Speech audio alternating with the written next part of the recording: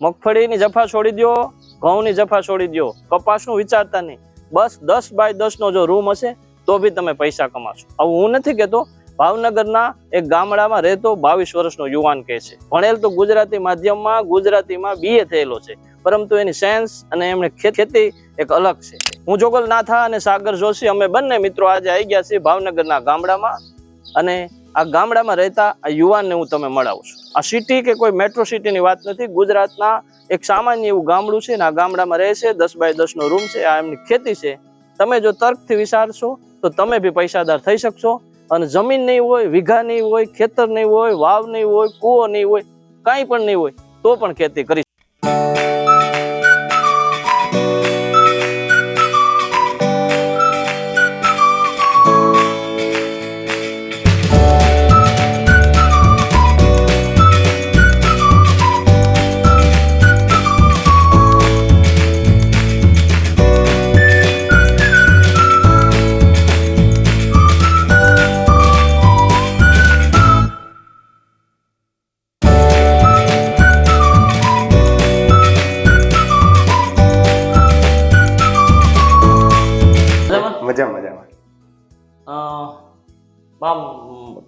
મૂળભૂત રીતે તો ભણેલ ગણેલો માણસ હોય તો નોકરી કરે. તમે કેમ કેસરનું ફાર્મિંગ કર્યું, આ બનાવ્યું? તો એમાં તો એવું છે કે આપણે જોતા હોય કે કોઈ પણ નોકરી કરતો વ્યક્તિ હોય તો એક જગ્યાએ એને સ્થગિત રહેવું પડે કે કોઈ ખુલ્લી તરીકે રહી ન શકે. અને આપણે જોતા હોય કે નોકરીની અંદર તો એવું છે તો કોઈ મહિનાવાર જે સેલરી મળતી હોય એ કરે અને એમાં નોકરી કરીને કરી જાણે મહિનાવાર ટાઈમ ટુ ટાઈમ જવું આવવું બધું. તો મેં ખેતી ક્ષેત્ર તો પારિવારિક પહેલેથી ખેતીનો જ અમારો ઓલું છે. મારા પપ્પા છે, મારા દાદા છે, બધા ખેતી જ કરતા. અને મારી ખેતી પહેલેથી અમે ઓર્ગોનિક જ બધું કરીએ છીએ, વાડીમાં પણ. તો મને જયારે મારે નોકરી પણ મને મળવાની હતી, મેં નોકરીનો ઓર્ડર પણ જતો કર્યો અને જોયું કે ભાઈ આપણે ખેતી ક્ષેત્ર તો ખેતીમાં જ આગળ વધવું છે, પણ એવી ખેતી કરવી છે કંઈક નવીન રીતથી, કે કંઈક ટેકનોલોજીથી થઈ શકતી હોય કે નવયુવાન વ્યક્તિ હોય તો એ કરી શકે. એ માટે તો એની અંદર જોતા થતા અલગ અલગ ખેતી થાય, મશરૂમની ખેતી થાય છે, પછી આવી રીતના ઘણી ઓલી પહાડી લસણની ખેતી થાય છે.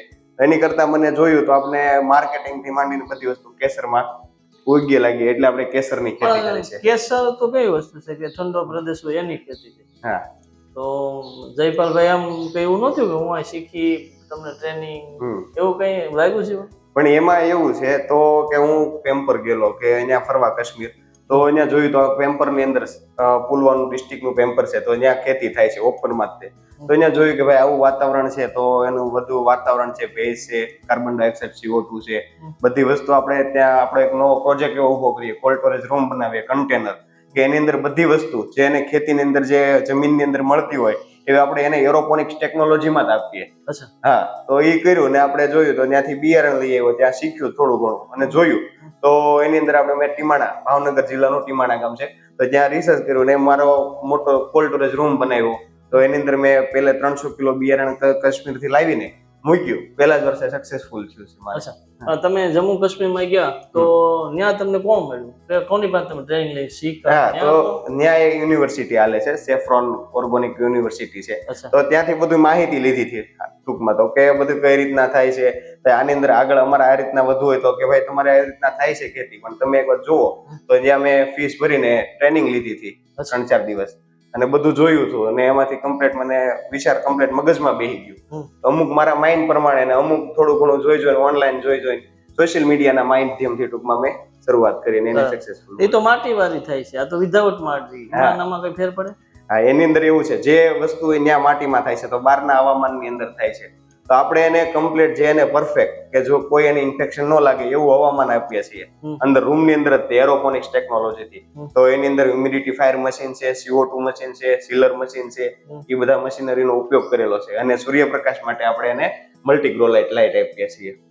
અચ્છા, એના કેસરમાં આપણા કેસરમાં ઉગાવવામાં વિકાસમાં કઈ ફરક પડે? ત્યાંથી કાશ્મીરનું જે કેસર રહ્યું એનાથી આપણી ક્વોલિટી જે છે ને 1A ગ્રેડની થાય છે. અચ્છા, ત્યાં કરતા કેમ કે આપણે જોતા હોઈએ તો હવામાનની મહામારીની અંદર આપણે કોઈ પણ ખેડૂત છે ગમે કરે તો ક્યારેક વરસાદ આવી જાય, જે ઘઉં છે તો એને ઠંડકની જરૂર પડતી હોય તો એને ગરમી પડવા મળે, તો ઘઉંનો પાક આપણા ખેડૂતોને અહીંયા સૌરાષ્ટ્રની અંદર નિષ્ફળ જાય છે. હા તો ઓછા થાય. હા એની જેવું જ તે કાશ્મીરમાં છે. ક્યારેક ફ્લાવરિંગ ટાઈમે બરફ પડવા મળે છે, તો ક્યારેક વરસાદ થવા મળે છે. તો એના માટે એને કેસરની ક્વોલિટી જે આવે એ થોડી વીક પડે છે. એના સામે આપણે તો જે એને જરૂર પડે એ જ વસ્તુ દેવાના છીએ.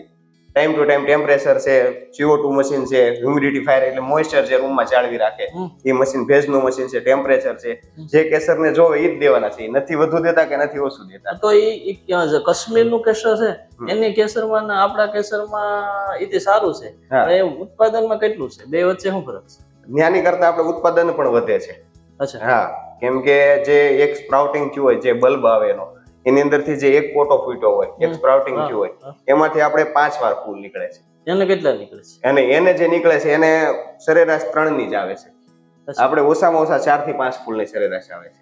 બરાબર. તો માણે છું હું શું જો મારે અમદાવાદનો વતની છું હા. કે સાણંદનો વતની છું, હા મહેસાણાનો છું, મારે ત્યાં ખેતી કરવી છે, હા.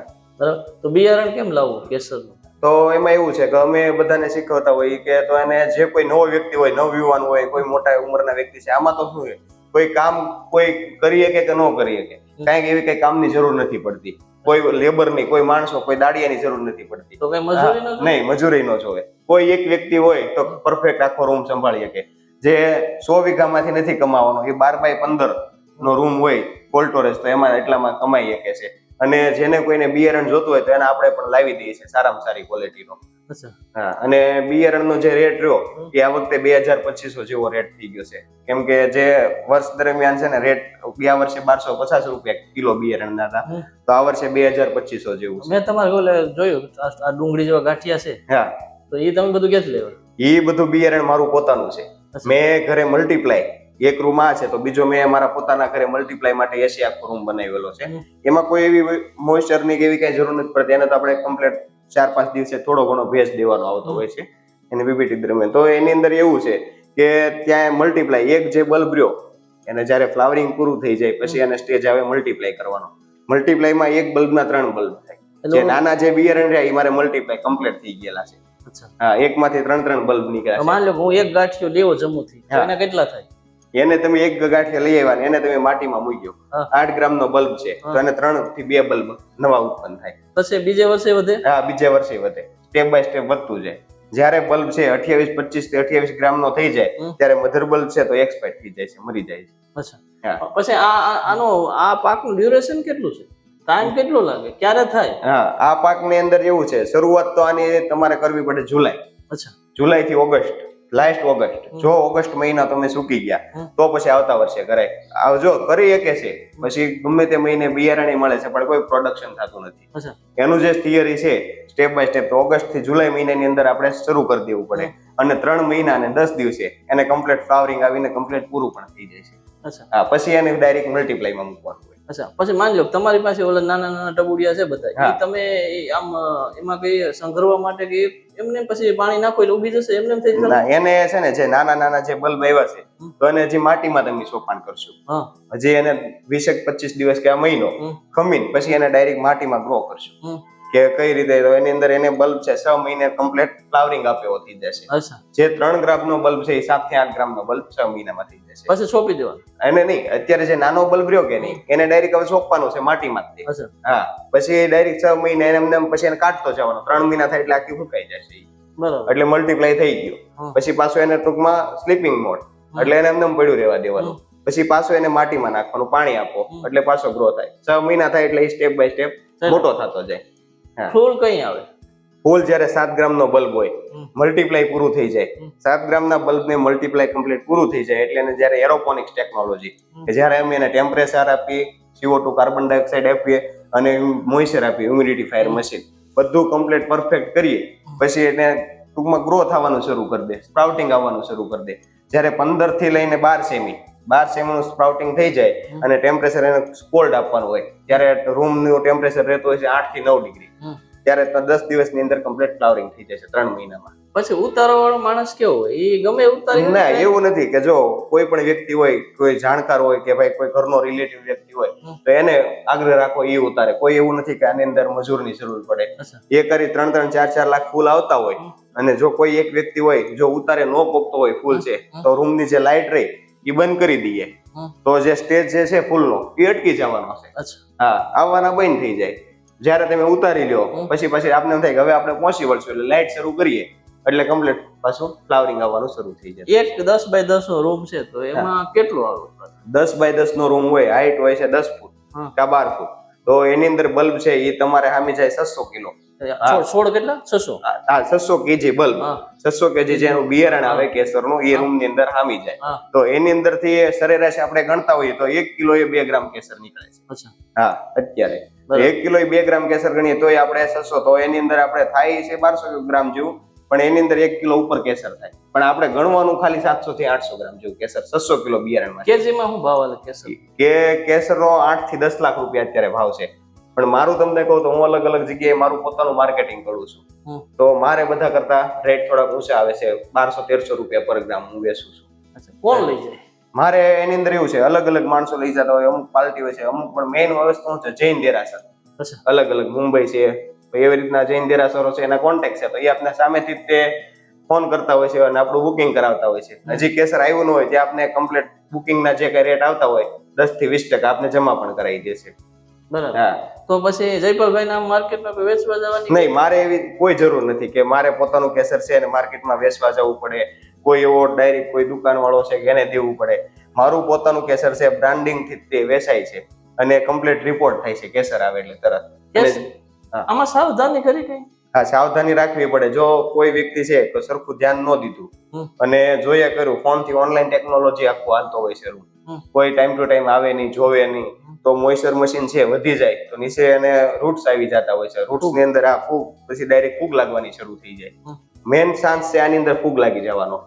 હા, ફૂગ લાગી જવી પછી જયારે એનો સ્લીપિંગ પીરિયડ 2 મહિના હોય છે, ત્યારે એને હાવ ડાર્ક બોર્ડમાં રાખવું પડે. ત્યારે માણસો જે મારે અંદાજ પ્રમાણે કહું, જેની મારી આગળથી શીખીને જે કર્યું છે, તો જઈને રૂમ ની અંદર કોઈ એનો રિલેટિવ વ્યક્તિ આવે તો એને રૂમમાં લઈ જાય, લાઇટ શરૂ બંધ કરે તો એનાથી પણ એને ઇફેક્ટ લાગે છે.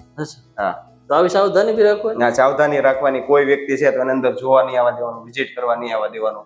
જ્યારે ફ્લાવરિંગ ટાઈમ હોય ત્યારે કોઈ નહીં આવતું, કોઈને રૂમમાં જ નહીં આવવા દેવાનું.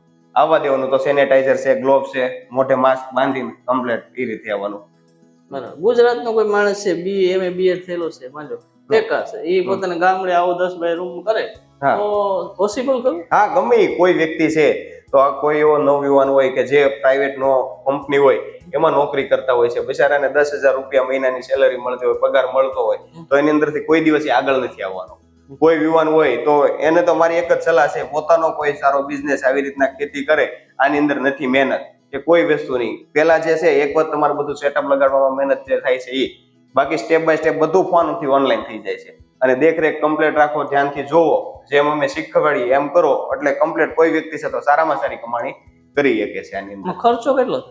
ખર્ચો ઓછામાં ઓછો 7 લાખ રૂપિયા અને આગળ જેટલો કરવો હોય પણ 7 થી 8 લાખ રૂપિયાની અંદર ગણતરી રાખવાની. બરાબર. પછી આમાં સરકારી લાયસન્સ ની કોઈ કરું? નહીં, સરકારી કોઈ લાયસન્સ ની એવી કઈ જરૂર પડતી નથી, પણ જો કોઈને લેવું હોય તો મળે છે. બાકી કોઈ એવી પરમિશન નથી લેવી પડતી, કોઈ લાયસન્સ નથી લેવું પડતું, કમ્પ્લીટ જ છે આ વસ્તુ. અને એગ્રીકલ્ચર ખેતીવાડીમાં આવે છે એટલે એવી કોઈ લાયસન્સ ની જરૂર નથી પડતી.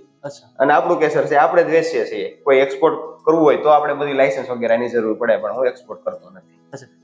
તમે માન લો કોઈ માણસ તમે કહ્યું કે હું ટ્રેનિંગ કરાવું, તમે ટ્રેનિંગ ના કેટલા રૂપિયા લો? કોણ તમારી પાસે ટ્રેનિંગ લેવા અત્યાર સુધી કોણ લઈ ગયું? હા, મારી આગળથી અલગ અલગ અમદાવાદ થી આવેલા છે, મુંબઈ થી આવેલા છે, મોરબી થી આવેલા છે, બધા ઘણા સુરેન્દ્રનગર બાજુથી આવેલા છે. કુલ મેં અત્યારે 35 વ્યક્તિઓને ટ્રેનિંગ આપેલી છે. અને 4 જણ એક જ દિવસ હોય છે ટ્રેનિંગ. તો ટ્રેનિંગ શરૂ થાય છે 10:30, 4-5 વાગે પૂરી થઈ જાય છે. બરાબર. હા, અને કમ્પ્લીટ એની અંદર બધું સ્ટેપ બાય સ્ટેપ સમજાવવામાં આવે. કોઈ જો ન સમજી શકે, એને એમ થાય કે આપણે ભાઈ ટ્રેનિંગ તો લઈ આવ્યા, પણ પછી એના પાછળથી આખી પીપીટી આપીએ અને છતાં પણ એને પીપીટી ન સમજાતી હોય તો આપણો એને લાઈફ ટાઈમ સપોર્ટ હોય છે. ભાઈ ક્યાંય પણ તમે અટકો તો એને અમને જણાવો, અમે તમારા સપોર્ટમાં પાછળ છીએ, એને ફેલ ન જવા દઈએ. કેટલા લોકો કર્યું કે? હા, ઘણા માણસોએ કર્યું છે. ગઈ સિઝન ની અંદર મારી આગળથી શીખીને 8 થી 10 જણાએ કર્યું છે. આ વખતે છે તો 20 વ્યક્તિ કરે એમ છે. એમાં એવું છે, ટ્રેનિંગ લઈ જાય હર કોઈ વ્યક્તિ નથી કરતા. અમુક એવું હું જે ટ્રેનિંગમાં સમજાવતો તો બધાને એવું થાય છે કે આટલી બધી મહેનત છે તો અમારાથી ન થાય, પણ હકીકત મહેનત છે નહીં. આપણું જયારે સાંભળતો હોય ત્યારે એને એમ થાય કે આ બધી વસ્તુ અઘરી છે એમ. જે થોડુંક અઘરું કામ છે, થોડુંક સાયન્ટિસ્ટ લેવલનું કામ છે, જોતું જવું પડે છે. કે ભાઈ આપણો પાક ફેલ ન થઈ જાય, કેમ કે નથી પાણી, નથી માટી, કોઈ દવા, કોઈ ખાતર. એમનો મત હવાથી જ એરોપોનિક્સ ટેકનોલોજી થી ઉગાડવાનું આવે છે. પણ જે અમે સમજાવી એ કમ્પ્લીટ કરે એટલે બધી વસ્તુ સક્સેસફુલ જ જાય છે. બરાબર. તો અહીંયા આવી ગયા ને પછી કોઈ એવા લોકો તમને મળ્યા ખરે? હા, મેં કર્યું યાર, મને બહુ સક્સેસ. હા, ઘણા વ્યક્તિઓ છે. મારા મિત્ર છે મલ્હારભાઈ છે જામનગર ની અંદર, સમજાય, એમને કરેલું છે. એને કમ્પ્લીટ અત્યારે સારામાં સારા પૈસા કમાય છે, આનંદ છે. એને ખાલી શોખ પૂરતું થઈને કર્યું હતું, પણ એને બહુ મજા આવી એની અંદર. પછી મોરબી ની અંદર છે, એ ન્યાય અત્યારે હાલમાં શરૂ જ છે. બરાબર. હા, પછી આ ક્રમ બાય વધી શકે. હા, આની અંદર એવું છે, જો તમારું બિયારણ છે મલ્ટીપ્લાય થયા કરવાનું છે. બલ્બ છે તો તમારે વેચવા ન હોય તો તમે ક્રમ બાય ક્રમ તમારો રૂમ ને સાઈઝ વધારતી જવાની, તમારે આગળ બલ્બ નવા આવતા જવાના છે. અચ્છા. હા, બલ્બ નો જે ખર્ચો છે એ વન ટાઈમ છે. પછી જે છે મંથલી લાઇટ બિલ છે, મહિને જે લાઇટ બિલ આવતું હોય 6,000 રૂપિયા છે તો આવતું હોય મહિને લાઇટ બિલ, તો એ લાઇટ બિલ ભરવાનું હોય છે. જયપાલભાઈ કેટલું લાઇટ બિલ આવે? મારે જે લાઇટ બિલ આવે છે ને 2 મહિનાનું કહું તો તમારે 14,000 જેવું આવે છે. અચ્છા. હા, બરાબર. હા. અને બીજો આ તમારું ઇન્ફ્રાસ્ટ્રક્ચર બનાવ્યું એમાં કેટલો ખર્ચો થયો? મારે આ બધું જે ખર્ચો થયો છે તો આની અંદર મેં આ સ્ટ્રક્ચર ની અંદર મારે 6 લાખ રૂપિયાનો ખર્ચો થયો છે. બધો એની અંદર બધી મશીનરી છે, રેન્ક આવી જાય છે, CO2 મશીન આવી જાય છે, હ્યુમિડિટીફાયર મોઇસ્ચર નું જે મશીન હોય એ પણ આવી જાય છે.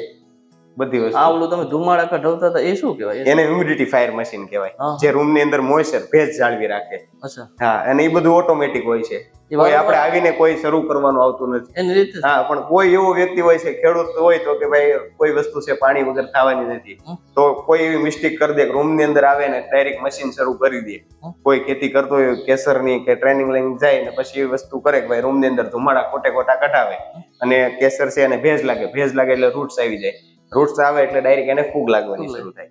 તો બધી વસ્તુ છે તો બધી ઓટોમેટિક છે, એની રીતથી બધું થવાનું છે. હું તો વિજ્ઞાનમાં એવું ભણ્યો કે પ્રકાશ વગર તો કઈ થાય નહીં. પ્રકાશ કે આ અલગ નહીં ના, પ્રકાશ આને પણ આપણે પ્રકાશ દઈએ છીએ. અચ્છા. આ જે રેન્ક રહ્યો તો એની વચ્ચે ટ્યુબલાઇટ લગાવેલી છે 20 વોલ્ટની. એ પ્રકાશ? હા, એ પ્રકાશ સૂર્યપ્રકાશની માટે ટ્યુબલાઇટ છે, કમ્પ્લીટ હાલે છે.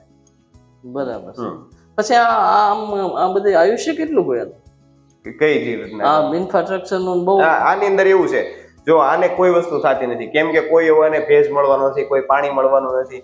લોખંડના જે રેન્ક રહ્યા તો એને પાણી મળે તો એને કાટ લાગે, અને પાણી તો દેવાનું નથી એટલે કાટ લાગવાનો નથી. એટલે કમ્પ્લીટ આને કોઈ વસ્તુ થવા, કોઈ ક્યારેય ખરાબ તો થવાનું જ નથી એમ. અચ્છા, તો લાઈફ ટાઈમ? હા, લાઈફ ટાઈમ જ હાલે. જે ખર્ચો છે એ વન ટાઈમ જ છે, પછી પાછું કઈ નથી કરવાનું નહીં. પછી જો કોઈ વ્યક્તિ છે એને વધારવું છે, જેની 500 કિલો બિયારણ મૂક્યું છે એને પછી 1000 કિલો પાછું નવું લઈ ધંધો છે, તો આની અંદર અપડેટ આવતું જાય છે. તો મારું જે છે પેલા મેં નાનેથી શરૂ કર્યું હતું. અચ્છા. અત્યારે મારો પ્રોજેક્ટ છે તો બહુ મોટા લેવલ ઉપર બને છે, કેસરનો જ તે. અત્યારે નવા હવે ફ્યુચરમાં શું છે તમારું? મારું ફ્યુચરમાં એ જ છે કે ભાઈ આપણે કેસરની અંદર જ તે આનો આ ધંધો બિઝનેસ તરીકે, આ ખેતી છે પણ આને એક બિઝનેસ ના રૂપમાં જોઈ કેવું છે. તો અત્યારે બધી જગ્યાએ જોઈ તો મંદીની મહામારી છે.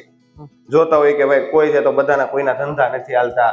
તો આ વસ્તુ એવી છે કે આની અંદર કોઈ દિવસ મંદી નથી આવવાની, કેમ કે ખાવાની વસ્તુ છે અને ખેતી છે એક પ્રકારની. અને કોઈ આની અંદર કોમ્પિટિશન નથી કે ભાઈ આપણી સાઈડ આ કાપી જાય, આપણી સાઈડ આ કાપી જાય. જે મહેનત કરે, જે સારી ધ્યાન દે એ વખણાય છે, કરે છે, સારા પૈસા કમાય છે. બરાબર. બરાબર. કોઈ માણસ, કોઈ યુવાન છે એ કોઈ ભણેલો નથી એટલો બધો, આ સંસ્કૃત નો વિદ્યાર્થી છે, BA કરેલું છે, તો એને આવું બધું ફેસ ટુ આવું બધું ખબર પડી જાય? હા, ગમે કોઈ. હું તમને એવું કહું કે મારું જે છે, હું BA મેં કરેલું છે, સમજ્યા. કોઈ મારી આ કોઈ એગ્રીકલ્ચર ની લાઈન નહોતી, પણ આપણે જોતા હોય કે આપણા બાપ દાદા એ રીતના ખેતી કરે તો ખેતી જ તમારા લોહીમાં છે. તો આપણે આની અંદર આ અપડેટ આવ્યા અને જોયું કે ભાઈ આ રીતના ખેતી થાય છે, તો આપણે કેસરની ખેતી જોઈને કરી. આની અંદર આપણે પહેલા જ વર્ષે સક્સેસફુલ. કોઈ એવું હું તો કહું, કોઈ અભણ વ્યક્તિ હોય, કોઈ એક ચોપડી એક એકડો ન આવડતો હોય, ખાલી ધ્યાન દે અને અમે કહીએ જે રીતના સાદી ભાષામાં સમજાવી દઈએ, સમજ્યા, બધો ફૂલ સપોર્ટ આપીએ, તો એ પણ નિષ્ફળ નથી જઈએ. એ કરીએ. હા, એ કરીએ છે. બરાબર. આ ગુજરાતમાં તો ઘણા બધા યુવાનો છે, ખેતી ટૂંક્યું થાય છે દિવસે દિવસે, બાપ દાદા છોકરાઓ વધે છે. એ લોકો કઈ ગુજરાતી યુવાનો કઈ કરે એના માટે જયપાલભાઈ શું કહે છે? જો ગુજરાતી જે વ્યક્તિ છે તો અત્યારે કોઈને ખેતી નથી કરવી, જે છે તો કોઈથી તડકામાં કામ નથી થતું. બધા તો કે ભાઈ નોકરી, સરકારી નોકરી મળી જાય એટલે આપણે બધું આવી ગયું. તો સરકારી નોકરી છે તો એની અંદર કઈ ક્લાસ 1 2 ની અલગ છે, પણ નાની નોકરી બધી છે તો કે ભાઈ એની અંદર 15-20 હજાર રૂપિયા સ્ટાર્ટિંગ પગાર હોય, પછી અમુક વર્ષે વધે તો એની અંદર એમાં ને એમાં રહેવાના છે. તો બને ત્યાં સુધી એવું જ કહું છું, કોઈ ગુજરાતનો એવો યુવાન હોય કે પછી બહારના કોઈનો નવયુવાન હોય તો એની અંદર નોકરી કરતા બહેતર આવી ખેતીને ધંધાના રૂપમાં જોવાની વસ્તુ છે આ. અને બહુ આની અંદર બહુ વસ્તુ સારી છે. આવું નવું નવું લાવે, નવું નવું કરે તો પૈસા કમાય એમ જ છે. એટલે પણ કોઈને મહેનત નથી કરવી. જો મહેનત કરે તો આગળ આવે એમ જ છે. આપણે અત્યારે આ ઉભા છે, આ લોકેશન કયું છે? આ બેઠા છે આ જે લોકેશન રહ્યું છે ને, આખું એરોપોનિક ટેકનોલોજી વાળું લોકેશન છે. જે પેલા આપણે જોયું તો એ મલ્ટીપ્લાય કે જ્યાં રૂમ ની અંદર આપણે માટીની અંદર તો એની અંદર કોકોપીટ છે, વર્મી કમ્પોસ્ટ ખાતર છે, પછી પીણો છે જે ભોગાવાની લાલ રેતી આવે પ્લાસ્ટરમાં જે ઉપયોગ કરીએ, જોવાનું ખારી ન હોય, ટેસ્ટ કરીને તમારે એની અંદર વાપરવાનું. તો એની અંદર મલ્ટીપ્લાય માટે તો એને સોઇલમાં મૂકવું પડે. આ જે રૂમ રહ્યો આખો કોલ્ડ સ્ટોરેજ રૂમ છે મારો. આની અંદર હું બિયારણ છે તો મારો 12x15 ઊંચાઈ છે 10 ફૂટ. એની અંદર 1000 kg બલ્બ આવી જાય રૂમ ની અંદર. 1.25 કિલોનું પ્રોડક્શન મળે છે કેસરમાં એક રૂમ માંથી. એટલે અને આ રૂમ છે તો આની અંદર એરોપોનિક્સ ટેકનોલોજી છે, જેની અંદર હ્યુમિડિફાયર મશીન, CO2 મશીન છે, સિલર મશીન છે, બધું આ લાઇટ રેન્ક ને એ બધું મૂકીને ખાલી પાણી વગરની, પાણી માટી દવા વગરની ખેતી આની અંદર થાય છે આ રૂમ ની અંદર. હવે તમે કેટલું ભણેલા? ગુજરાતી વાળો વિદ્યાર્થી આવું કર્યું તો મને બીજી વાળો તો તમે નરસિંહ મહેતાની કવિતા વાળા હતા, તો એમાંથી કેમ આવું થયું? એની અંદર એવું છે કે હું જોતો હતો કે ભાઈ આપણે નોકરી લઈ લેશું, કે જોઉં કે ભાઈ નોકરીની અંદર જ તે નિર્ભર રહેશું. તો આની અંદર મેં એવું સોશિયલ મીડિયામાં જોયેલું, કોઈ વ્યક્તિ છે તો કરતા હતા આવી રીતના કાશ્મીરી કેસરની ખેતી. તો મને એની અંદર કમ્પ્લીટ ઇન્ટરેસ્ટ જાગ્યો કે ભાઈ મારા મિત્ર છે તો ગોપાલભાઈ ડોક્ટર, તો એને એવું કીધું જયપાલ તો આ જોઈ કે આ વસ્તુ બહુ સારી છે કે એમ. તો મેં જોયું કે આ ના કમ્પ્લીટ છે. તો મેં પેમ્પર ગયો, જોયું, બધું જાણ્યું. પછી હું મૂંઝાણો કે ભાઈ આ બધી વસ્તુ છે તો કોલ્ડ સ્ટોરેજ ને એવું બનાવવાનું. તો કોઈ દી મેં કોલ્ડ સ્ટોરેજ ને એવું જોયેલું નહીં. ફોનમાં સર્ચ મારું બધું તો મેં જોયું. તો મારા કાકા છે રાજુભાઈ પંડ્યા, એનો એ પ્લોટેથી હું ગયો કાકા આ રીતના મારે કરવું છે, તો એની મને બધો સપોર્ટ આપ્યો. પછી કે આ રીતના કોલ્ડ સ્ટોરેજ રૂમ અહીંયા મળી જશે, ચિલ્લર મશીન અહીંયા, બધું એના પ્લોટેથી જ મને આપ્યું અને એની ફિટિંગ કરાવડાવી દીધું. અને પછી મારા માઇન્ડ પ્રમાણે મેં બધું શરૂ કર્યું, ચાલુ થઈ ગયું. હા, અને પહેલા જ વર્ષે જયારે 3 મહિના ને 10 દિવસ થયા ને મારે ફૂલનું ફ્લાવરિંગ થયું, ત્યારે મારે 400 ગ્રામ કેસર ઉતર્યું. અને 400 ગ્રામ કેસર છે મેં જૈન દેરાસરનો મેં સામેથી કોન્ટેક્ટ કર્યો કે ભાઈ મારે આગળ આવી રીતના પ્યોર ઓર્ગોનિક કેસર છે, તમે લેબ ટેસ્ટ કરાવવું હોય લેબ ટેસ્ટ કરાવવાની તમને છૂટી છે અને પ્યોર ઓર્ગોનિક વસ્તુ છે, તમે એક વાર મારે એવો પ્લાન્ટ વિઝિટ કરી જાવ એમ, ફાર્મ વિઝિટ કરી. કે ના કઈ વાંધો તમે સેમ્પલ મોકલો. સેમ્પલ મોકલ્યું, મારું 1 ગ્રેડ થી પાસ થયું, 1 ગ્રેડ આવ્યો કમ્પ્લીટ. અને એની મારું 1200 રૂપિયાના ભાવે ખરીદી કરી કેસરની. ઓકે, તમે પહેલા વર્ષે કેટલા કમાણી કરી? પહેલા વર્ષે હું તમને કહું ને તો મારે 5.5 થી 6 લાખ જેવી કમાણી થઈ હતી 3 મહિનાની. ખર્ચો નીકળી ગયો? ખર્ચો મારે જે પછી જયારે બીજું વર્ષ શરૂ થયું, જયારે મારા ટક્સરનો મારો કુલ ખર્ચો બધો થઈને ગયો તો 15 લાખ રૂપિયા. અત્યારે 15 લાખ રૂપિયાનો ખર્ચો પણ નીકળી ગયો છે. ઉપરાંત નવો પ્રોજેક્ટ બનાવ્યો. નવો પ્રોજેક્ટમાં કેટલું કામ રોકાણ ઈચ્છા છે? નવા પ્રોજેક્ટ ની અંદર તો મારે 1 કરોડ 20 લાખ રૂપિયાનો ઇન્વેસ્ટમેન્ટ છે અત્યારે. આમાં કોઈ સરકારી સહાય આપે એવું કઈ થયું? ના, મેં છે ને જો મેં જાણ્યું હતું જયારે મારે પ્રોજેક્ટ કરવો હતો ત્યારે મેં લોન માટે પણ સરકાર આગળથી ઘણું બધું ફરી, સરકારી બેંક છે, પ્રાઇવેટ બેંક છે, ઘણી આવી રીતના કઈ થતું હોય તો તમે મને લોન આપો, તો કોઈ એવી સરકાર કોઈ સહાય નથી આપતા અને કોઈ સબસિડી વાળી લોન નથી મળતી આમાં. નહીં, નવું કોઈ કરતા જ નથી. નહીં, કોઈ કરતા. અને એમાં એવું છે કેમ કે નવી વસ્તુ છે કે નહીં, એટલે પણ સરકાર આપણે એક વસ્તુ કહીએ કે ભાઈ કોઈ નવયુવાન છે તો કોઈ બેંક વાળા છે તો એને લોન આપે તો કોઈક નવું સાહસ કરી શકે અને આગળ આવવાની એને કઈક પ્રેરણા મળે એમ. કેટલી ઉંમર કેટલી તમારી? મારી ઉંમર છે 22 વર્ષ. ખાલી 22 વર્ષ. કેટલા વર્ષ ત્યાં કરો?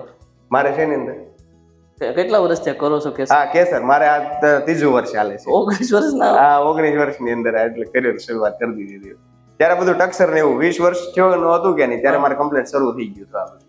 એટલે પણ નાના સ્ટેજ થી હતું બધું, એટલે અવડું મોટું બધી વસ્તુ નહોતી, પણ થઈ ગયું કમ્પ્લીટ એમ. માતાજી માર્કેટમાં જાઓ તો લોકો કહે કે તમે કેસર વાળા છો, તમે શીખડાવો છો, વેપાર કરો છો. હવે તમને ઓળખ મળી ગઈ? મને ઓળખ તો મને એવું છે કે બધા વ્યક્તિઓ અત્યારે હું જાઉં ને તો આમે કે ભાઈ તમે કેસરની ખેતી કરો છો, એ કઈ રીતના થાય છે, બધા બહુ જાણકારી માંગતા હોય છે. સામેથી બધા ફોન બહુ કરતા હોય છે, ભાઈ તમે અમને શીખવશો, કઈ રીતના સાથ સપોર્ટ દેશો. આપણે બધાને જે છે સત્ય હકીકત વાત જ કરીએ છીએ, ભાઈ તમે મહેનત કરી શકો, ધ્યાન દઈ શકો તો તમે તારે કરો, અમારો પાછળથી ફૂલ સપોર્ટ હશે. તમે એવું હોય તો મારી આગળ શીખવા આવી જાઓ અને તમે રૂમની બધી બનાવવાની શરૂઆત કરી દો અને આ વર્ષથી જ શરૂ કરી દો એમ. બરાબર. હા, બધાને આપણે ફૂલ સપોર્ટ દઈએ છીએ. તમને હરીફની બીક નથી લાગતી? નહીં, કોઈ વસ્તુની નહીં. જે માણસ છે મહેનત કરવાનો છે અને જેના હવોના ભાગનું હવ ને મળવાનું છે. આપણે એવું કઈ નથી કે આપણો એક કેસરનો છે તો આવા બીજા 20 થઈ જાય છે.